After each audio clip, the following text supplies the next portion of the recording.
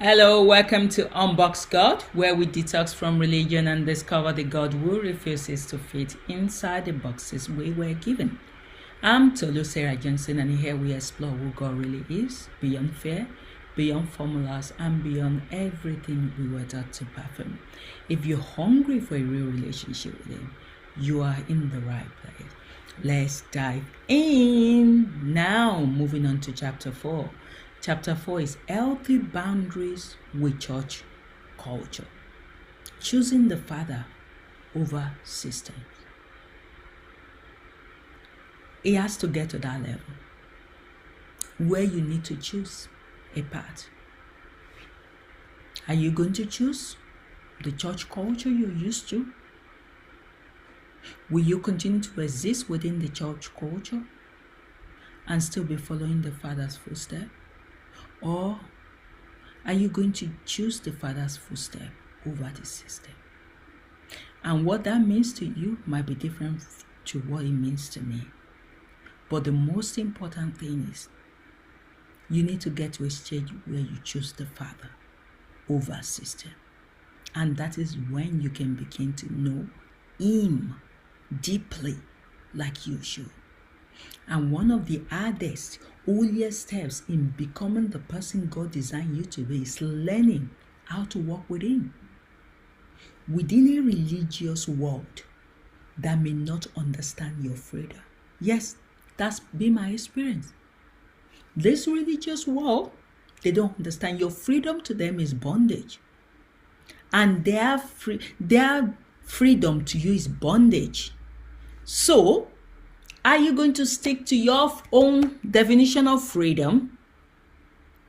Or are you going to still maintain yourself in that religious cult because you still want to dance to their tune?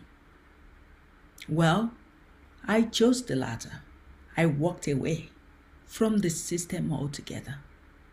Even though the system still worked with me, because a lot of the systems were already within me.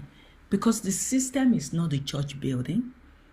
It is the mindset, the mentality of who you think God is that you've built over the years. That's the system. So walking away from the church is not enough. But that was the first step I had to take, because I had to block my ear from all those noise, so that this new understanding of the Father, which is supposed to be the real understanding that I had to know from the beginning, can now start settling in. And those foundations that has been built by religion can be uprooted. And this chapter is not to attack on the church. I don't have any business with attacking the church, but it's an invitation to spiritual adulthood. Yes, because becoming whole means you honor community, but you are no longer controlled by it. Yes, so you could still continue to go to church if you feel like you've got friends, you've got community that makes you, especially for people that are lonely, that their friendship is only to continue. But you have to be able to manage how you ensure that you're no longer controlled by it. You love people, but you no longer lose yourself trying to please them. Yes, you value fellowship, but you no longer surrender your identity to the expectations of others. This is maturity. This is wisdom. And this is freedom lived out loud. Yes, are you going to live it out loud, or you're going to live it behind the scene? You're still pretending to be religious. You're still doing whatever they tell you to do. Then you come back and tell God, but I am for you. Well, if that's how you want to start in a timid way, you want to hide your growth, God will be happy for you to hide it, because He understands what you're going through. But you need to get to a stage where your freedom is lived out loud. I've gotten to a stage where I can live my freedom out loud, which I could care less about what other people think about me. Because why are boundaries necessary? For me, boundary was necessary for me because most believers like me were trained subtly or loudly to believe saying no is rebellion.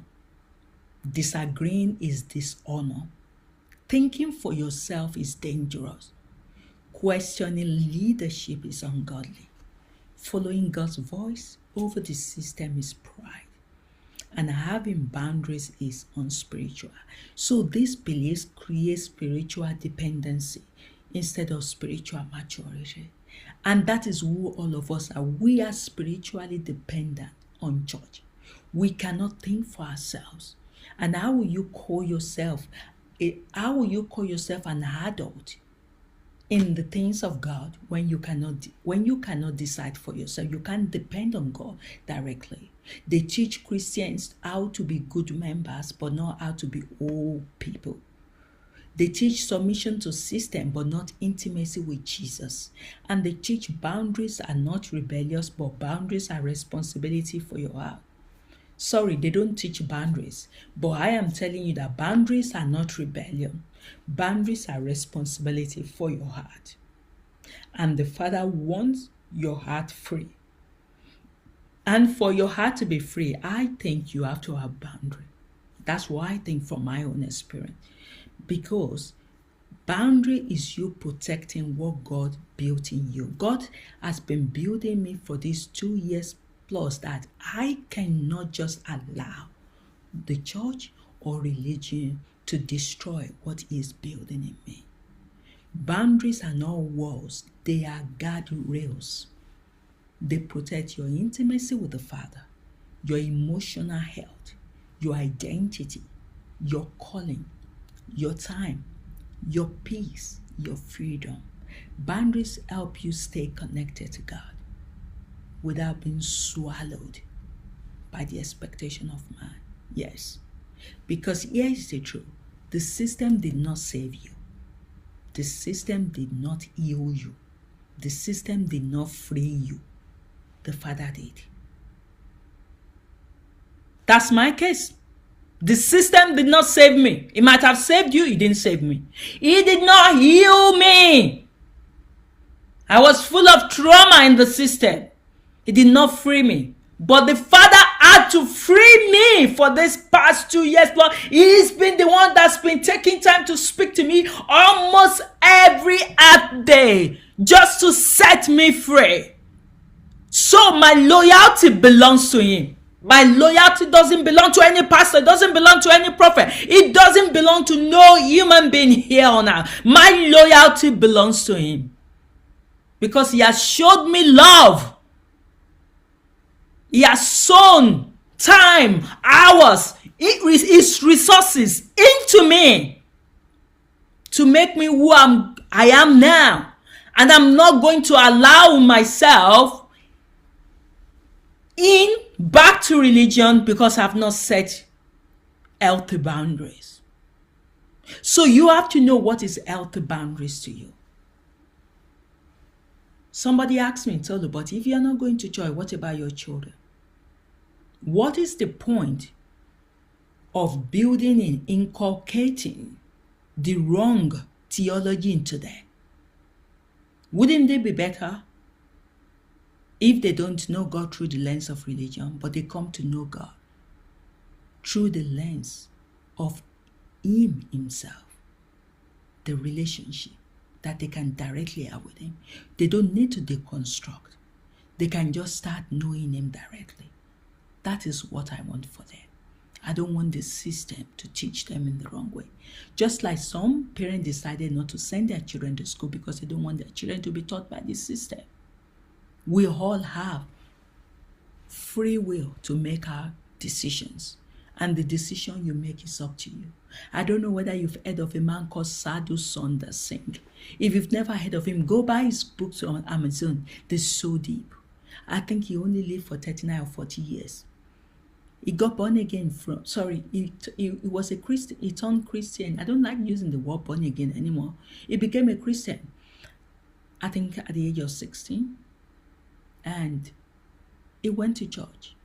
He was in church for some while. And he felt, no, I couldn't stay in church and still be intimate with God. These people in this church, they don't know what they are doing. They are lost. And he decided to carve his own journey with God outside of the church. He's highly exalted in heaven. I've spoken to him. So, your relationship with God is your responsibility. It's no one's responsibility. So start taking responsibility. Start taking that seriously. Start taking it personal. And stop accusing another person for your growth. Because honor without submission to bondage is what will. It's one of the key things that will guide you.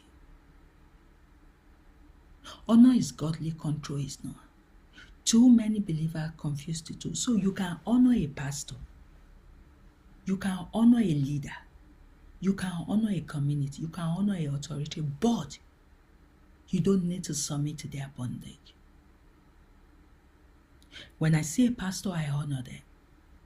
But don't give me your bullshit, because I'm not going to listen.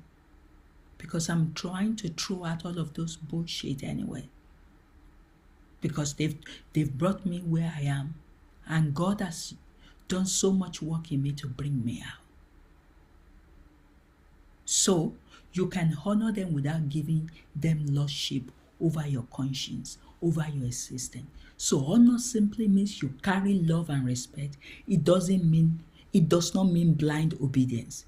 It does not mean guilt-driven service. It does not mean sacrificing your mental health. It does not mean suppressing your convictions. It does not mean staying where God is calling you out. It does not mean letting others divine what God is doing inside you.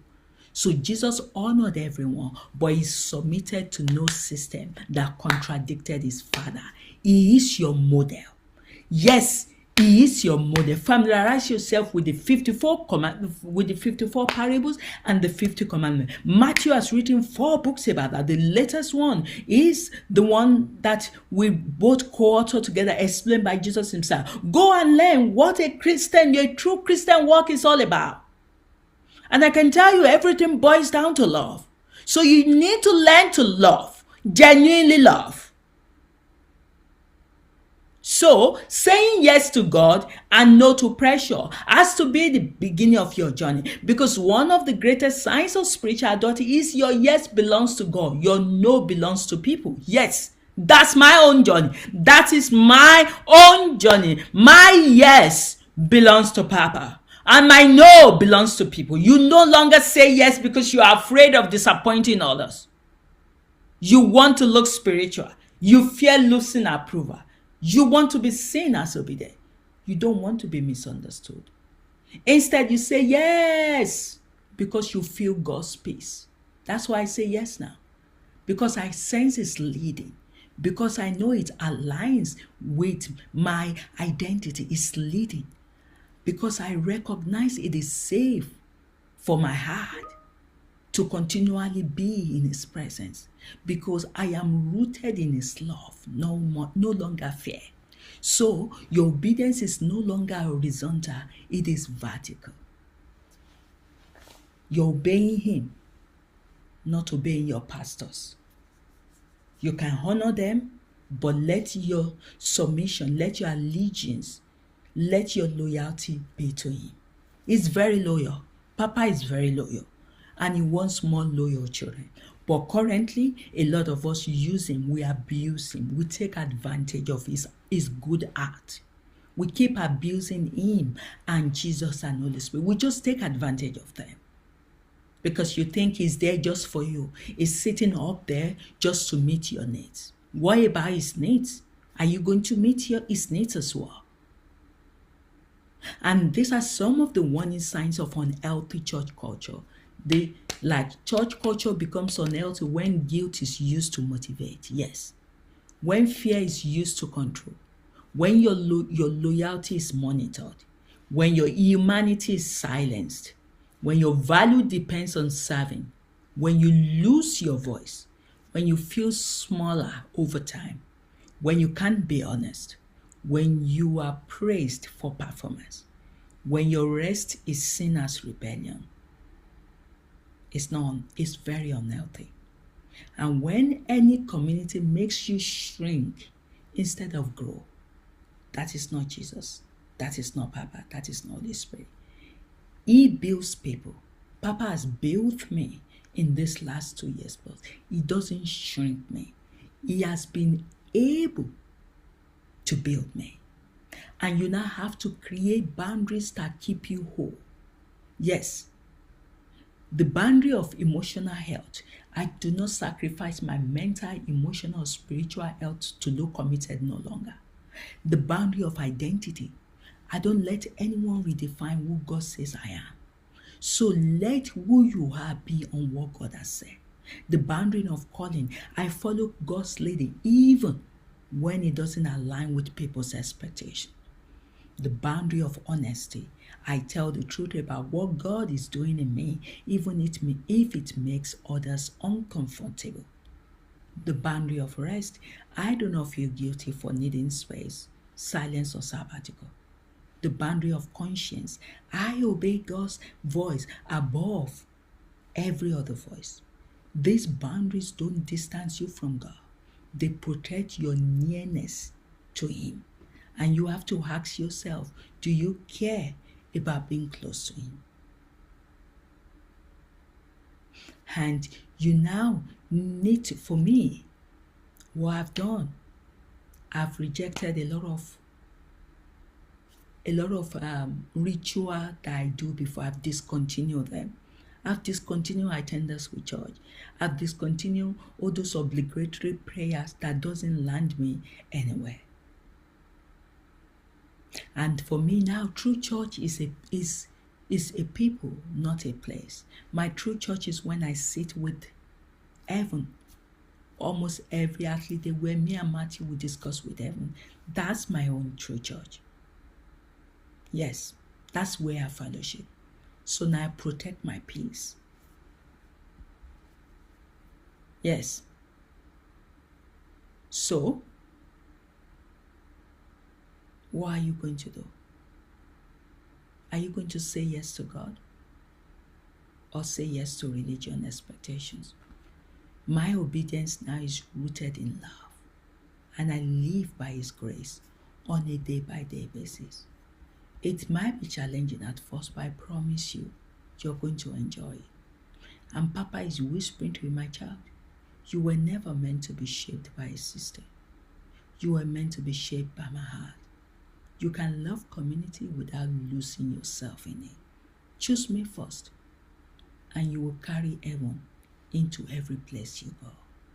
So as we close, boundary means you trust your discernment. You trust God's voice. You no longer a spiritual child looking for permission. You are a mature believer walking with the Father Himself. This is the freedom religion fears, and this is the maturity heaven celebrates. I sincerely hope that you've been blessed. See you in chapter 5. God bless.